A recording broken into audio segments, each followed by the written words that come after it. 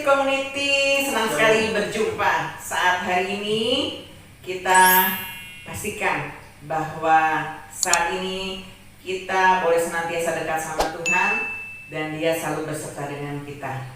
Let's worship Him.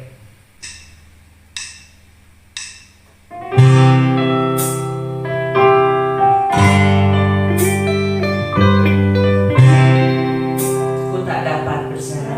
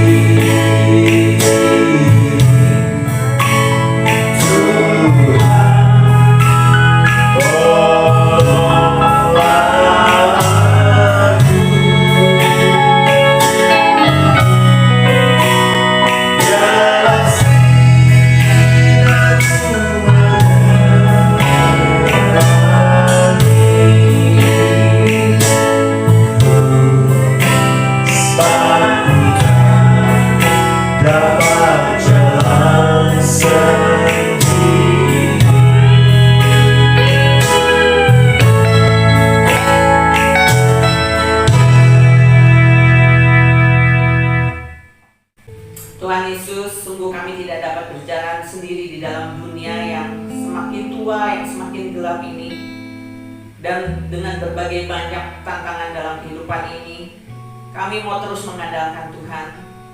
Kami mau senantiasa dekat sama Tuhan. Dan biarlah firman Tuhan yang senantiasa menguatkan kami melewati setiap proses kehidupan sampai kami tiba di tujuan akhir kami, yaitu bersama dengan Engkau Tuhan Yesus, untuk mencapai juga kehidupan yang kekal di surga mulia. Itulah yang menjadi harapan kami semua. Biarlah cinta kami kepada Tuhan semakin bertambah tiap-tiap harinya. Dan pada saat ini pun kami mau mendengar suara-Mu lewat hamba-Mu. Biar Tuhan Kau yang akan mengurapi hamba-Mu, juga Kau yang mengurapi setiap kami yang mendengar, supaya kami mempunyai hati yang terus rindu untuk mau dibentuk oleh firman Tuhan, mempunyai hati yang terus makin mencintai Tuhan Yesus, memiliki hati yang senantiasa lembut, sehingga Engkau sendiri yang akan terus bekerja dalam kehidupan kami. Kami percaya bahwa pekerjaan tangan Tuhan, bahwa apa yang dilakukan Tuhan dalam kehidupan kami adalah baik semata-mata untuk kami semua. Kami bersyukur Bapa, kami bersyukur Tuhan untuk penyertaan-Mu. Kami mau serahkan kehidupan kami ke dalam tangan-Mu, di dalam nama Tuhan Yesus. Kami berdoa dan bersyukur. Haleluya. Amin. Amin, amin, amin. Dengan penuh antusias kita akan sambut firman Tuhan yang akan menuntun hidup kita, yang akan disampaikan oleh Sis Floren. Enjoy His Word. Shalom Bapak Ibu Saudara-saudari yang menyaksikan MWW baik di Sukabumi, Jakarta, Tangerang, sampai Jawa Tengah, Jawa Timur, bahkan seluruh Indonesia, dan juga di luar negeri, di Orlando, di Amerika, semuanya Shalom. Puji nama Tuhan, saya kembali boleh sharing di Midweek Worship Community ini karena kemurahan Tuhan. Kalau saya bulan lalu juga sempat diizinkan Tuhan untuk terpapar virus COVID-19. Saya bersyukur, dan memang saat itu saya memang harus dibawa ambulans ke rumah sakit. Dan puji Tuhan saya masih diberikan umur sama Tuhan, dikasih waktu sama Tuhan untuk boleh melayani Tuhan sepanjang sisa waktu yang masih Tuhan beri di dalam kehidupan saya. Dan saya bersyukur Bapak Ibu Saudara-saudari. Mari Bapak Ibu Saudara-saudari, kita akan merenungkan kebenaran firman Tuhan pada hari ini. Kalau kita Bapak Ibu Saudara-saudari membaca di dalam Mazmur 24, kita akan menemukan tentang khotbah akhir zaman Bapak Ibu Saudara-saudari. Di dalam Mazmur 24 ayat yang ke-6 disebutkan bahwa pada zaman akhir ini kita akan mendengar tentang perang ataupun kabar-kabar tentang perang. Nah, memang saat ini kita mulai terdengar Bapak Ibu Saudara-saudari kalau adanya perang yang akan mungkin muncul dan sudah mulai antara Ukraina dan Rusia. Betul ya Bapak Ibu Saudara-saudari? Nah, memang hal itu pasti akan terjadi, perang itu, karena sudah Tuhan tuliskan di dalam firman-Nya, di dalam kitab Mazmur tersebut. Nah, Bapak Ibu Saudara-saudari, seperti kita tahu bahwa ketika ada perang, pastinya ada prajurit atau tentara yang akan selalu siap dan berjaga-jaga ketika ada pertempuran. Nah, sebagai anak Tuhan, Bapak Ibu Saudara-saudari, kita juga harus menjadi prajuritnya Tuhan. Jadi selalu siap, selalu siaga, kapanpun sebagai prajuritnya Tuhan. Kita akan buka Bapak Ibu Saudara-saudari di dalam 2 Timotius 2 ayat 1 sampai dengan yang keempat. Saya akan bacakan Bapak Ibu Saudara-saudari 2 Timotius 2 ayat yang 1 sampai dengan ayat keempat. Sebab itu, hai anakku, jadilah kuat oleh kasih karunia di dalam Kristus Yesus. Apa yang telah engkau dengar daripadaku di depan banyak saksi, percayakanlah itu kepada orang-orang yang dapat dipercayai, yang juga cakap mengajar orang lain. Ikutlah menderita sebagai seorang prajurit yang baik dari Kristus Yesus. Seorang prajurit yang sedang berjuang tidak memusingkan dirinya dengan soal-soal penghidupannya, supaya dengan demikian ia berkenan kepada komandannya. Amin. Nah, Bapak Ibu Saudara-saudari, kita akan belajar bagaimana cara menjadi prajurit Tuhan menurut 2 Timotius 2 ayat 1 sampai dengan yang keempat. Nah, seperti yang kita tahu kalau di Indonesia, Tentara Nasional Indonesia adalah TNI, Bapak Ibu Saudara-saudari. Supaya Bapak Ibu Saudara-saudari mudah untuk mengingat bagaimana cara menjadi prajurit Tuhan, kita akan membahasnya dengan TNI, Bapak Ibu Saudara-saudari. Oke, kita masuk poin yang pertama. T yang pertama adalah tetaplah kuat. Tetap kuat. Ada di ayat yang pertama, Bapak Ibu Saudara-saudari. Jika di ayat pertama kita melihat ada kata kuat. Sebab itu, hai anakku, jadilah kuat. Nah, kata kuat di ayat yang pertama ini berasal dari kata dasar bahasa Yunani, yaitu endunamo.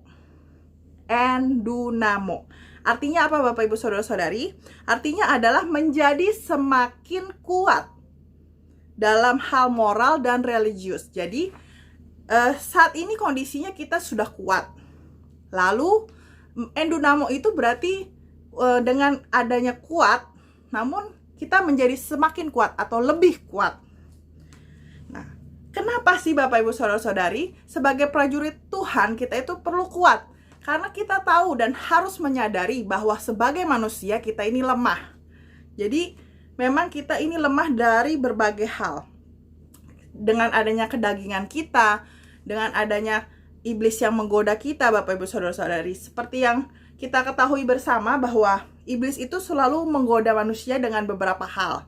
Seperti yang pertama dengan tekanan hidup. Banyak tekanan-tekanan yang mungkin akan menghimpit kehidupan kita, yang menyesakkan kehidupan kita. Lalu juga yang kedua, iblis bisa menggoda manusia itu melalui penderitaan, Bapak Ibu Saudara-saudari, membuat penderitaan. Baik itu penderitaan fisik, yang dimaksud adalah dengan sakit penyakit, dengan hal yang kesakitan seperti itu, Bapak Ibu Saudara-saudari. Dengan gangguan mental juga bisa. Jadi memang iblis bekerja melalui pikiran kita, Bapak Ibu Saudara-saudari. Dia memang raja segala pendusta yang memang sering memutarbalikkan kebenaran, dan kita harus waspada terhadap segala tipu muslihatnya iblis. Dan juga bisa juga dengan membuat masalah iblis ini. Nah, lalu yang ketiga, Bapak Ibu Saudara-saudari, godaannya iblis itu dengan menutupi keegoisan dan juga memunculkan perpecahan baik di gereja maupun di dalam keluarga-keluarga. Nah, karena iblis tahu bahwa setiap anak Tuhan itu menjadi ujung tombak, Bapak Ibu Saudara-saudari. Sehingga dengan berbagai hal dia akan mengincar anak-anak Tuhan yang sungguh-sungguh kepada Tuhan supaya mulai undur dan bahkan meninggalkan Tuhan.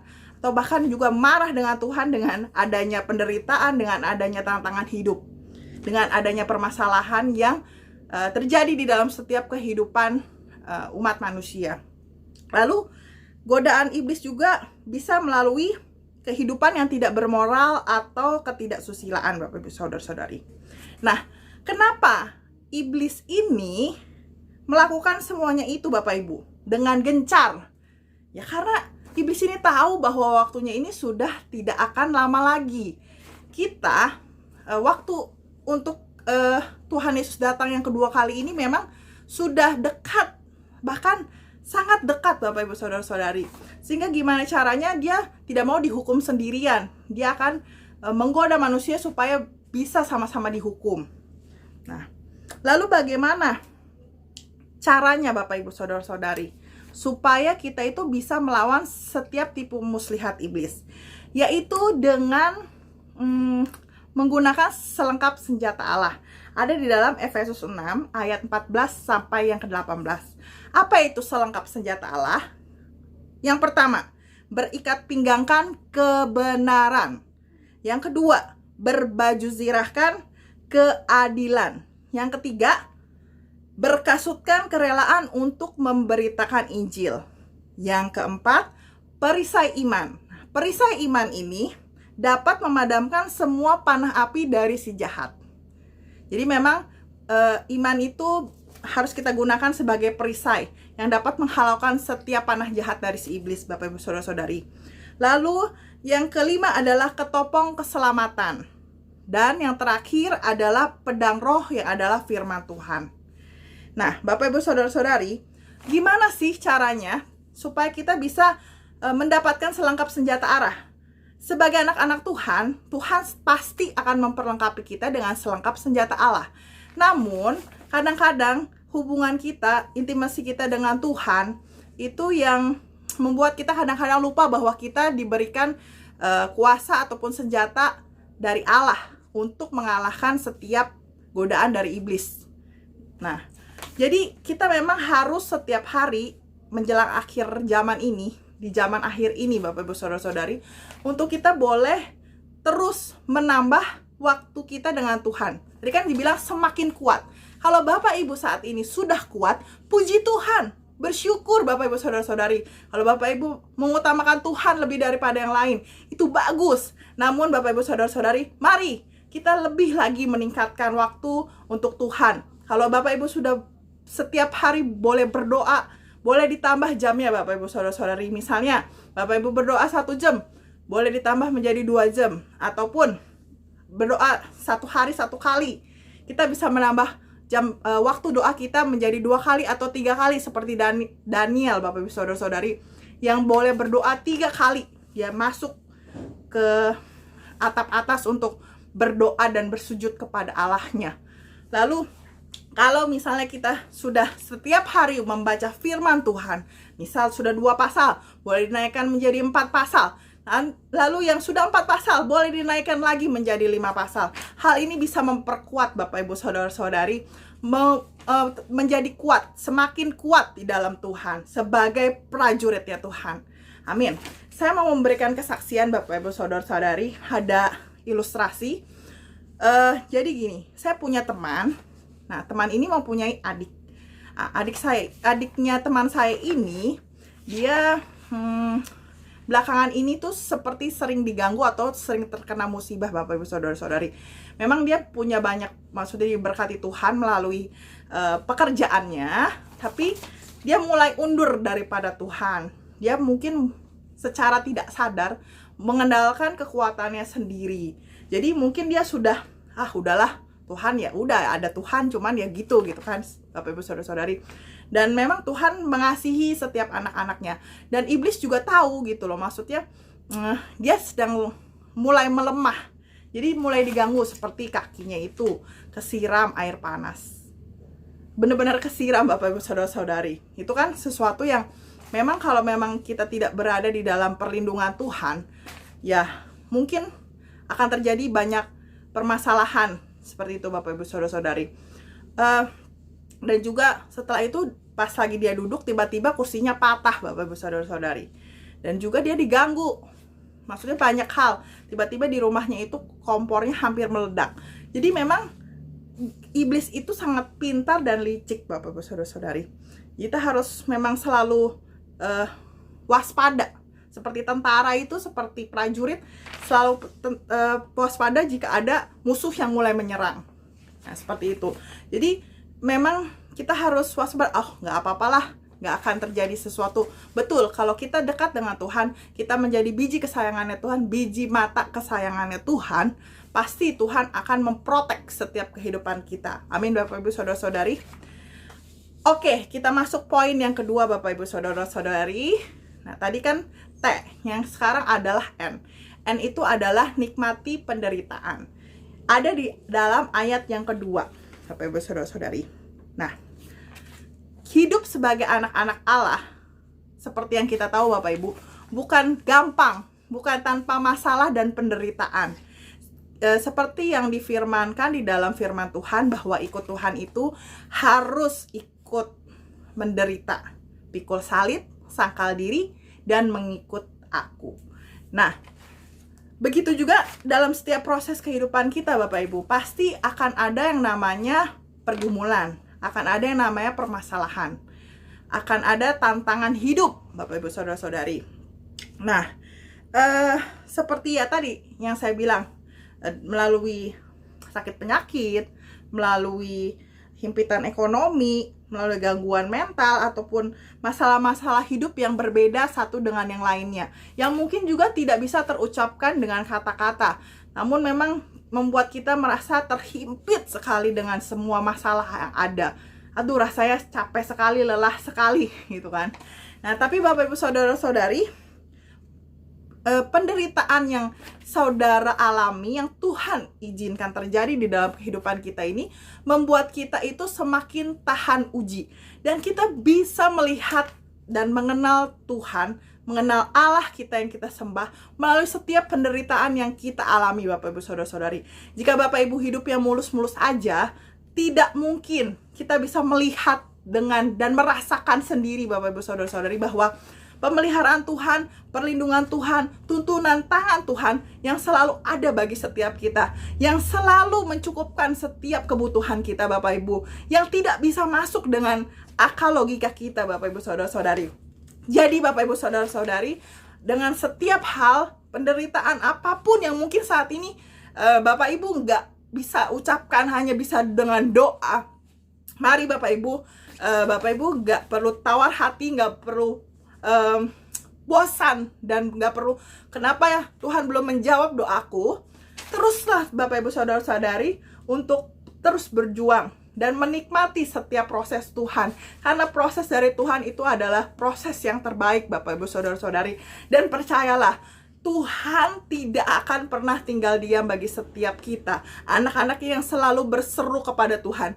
Dia akan dan pasti memberikan jalan keluar bagi setiap kita. Walaupun saat ini mungkin kita belum bisa melihat, Bapak Ibu, jalannya kemana, harus ngapain.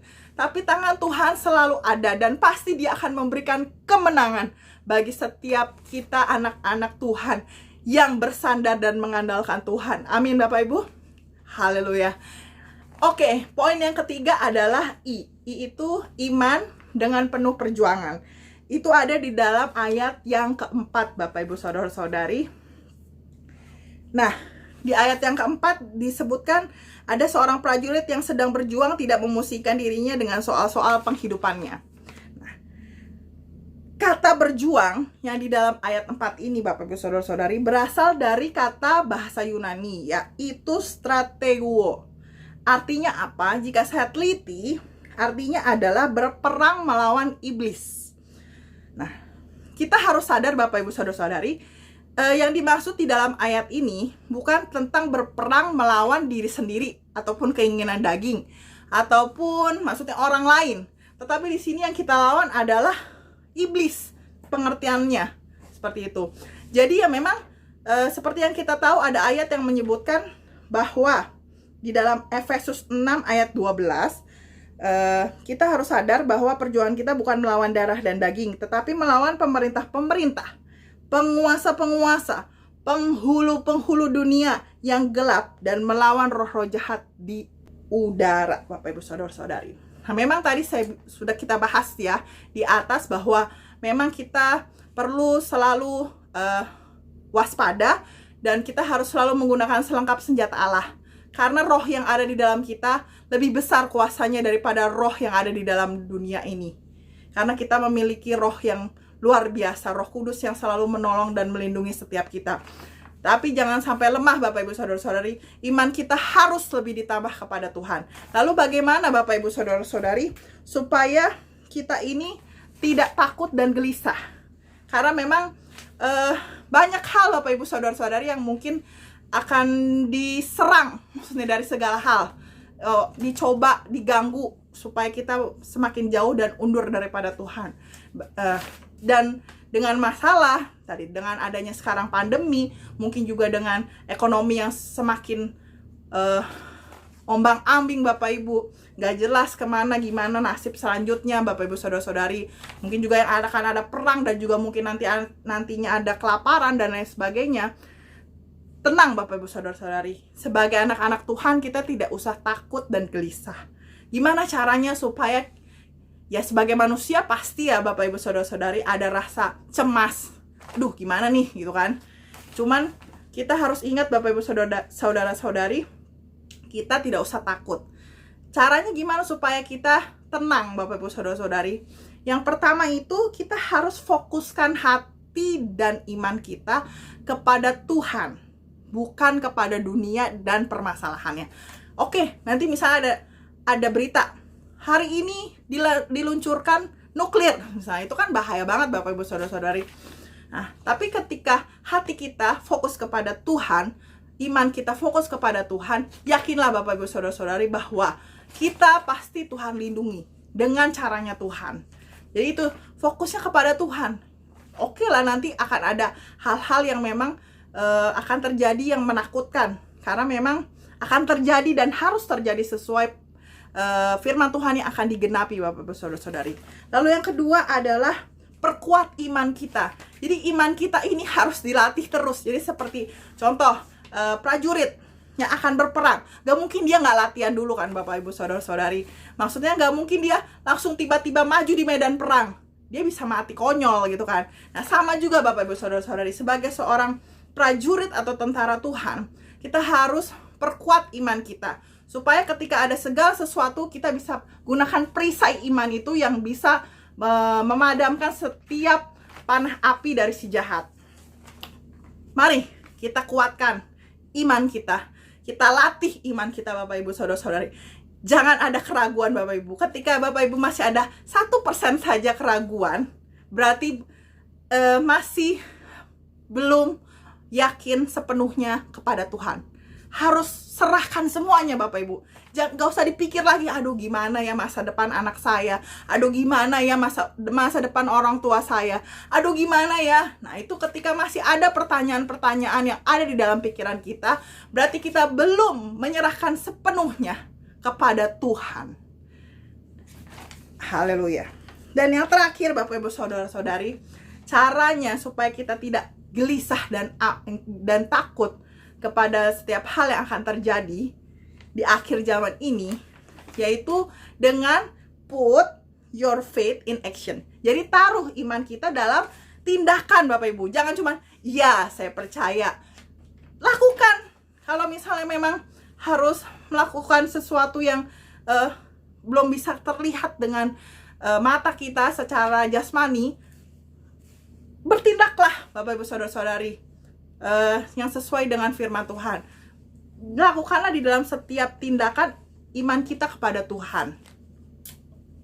Jadi harus fokus, strengthen, dan exercise Bapak Ibu Saudara-saudari, supaya kita sebagai prajurit selalu siap sedia. Nah, oke. Sebagai kesimpulannya Bapak Ibu Saudara-saudari, kita harus ingat kita ini harus menjadi TNI-nya Tuhan. T yang pertama yaitu tetaplah kuat. Yang kedua yaitu nikmati penderitaan. Dan yang ketiga adalah iman dengan penuh perjuangan. Amin.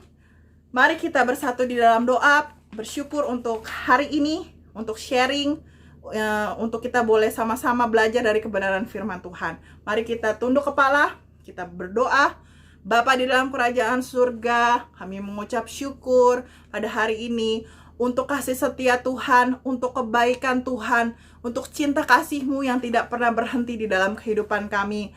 Tuhan, Engkau tahu Tuhan Yesus setiap kondisi kami. Engkau tahu ya Tuhan apa yang akan terjadi, bahkan segala sesuatu yang tidak kami pahami ya Tuhan.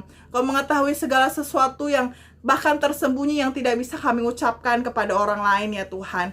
Tuhan, tolong kami ya Tuhan, supaya Tuhan Yesus kami boleh semakin kuat di dalam Tuhan. Kami boleh enjoy the process ya Tuhan. Dan juga Tuhan, kami boleh Tuhan Yesus tetap memiliki iman dan Tuhan Yesus, iman yang terus berjuang Tuhan Yesus. Mari tuntun kami ya Allah Roh Kudus, tolong kami ya Tuhan supaya kami tetap berkenan kepada Tuhan. Sampai Tuhan datang kali yang kedua, Engkau tetap mendapati iman kami tetap setia kepada Tuhan dan semakin giat melakukannya Tuhan Yesus menjelang hari Tuhan yang mendekat. Kami bersyukur Tuhan untuk kesempatan, untuk waktu, untuk kehidupan yang Tuhan masih berikan di dalam kehidupan kami. Dan kami menyerahkan setiap kehidupan kami ke dalam tangan Tuhan. Biarlah Tuhan Yesus, kami boleh semakin mengenal Engkau, kami semakin memiliki intimasi dengan Tuhan. Dan hati kami semakin melekat kepada Tuhan. Terima kasih Allah Roh Kudus, terima kasih Tuhan Yesus. Hanya di dalam nama Tuhan Yesus Kristus kami berdoa ucap syukur. Haleluya, amin. Shalom Bapak Ibu Saudara-saudari semuanya. Tuhan Yesus memberkati kita semua. Sampai jumpa di Midweek Worship Community minggu depan. Haleluya.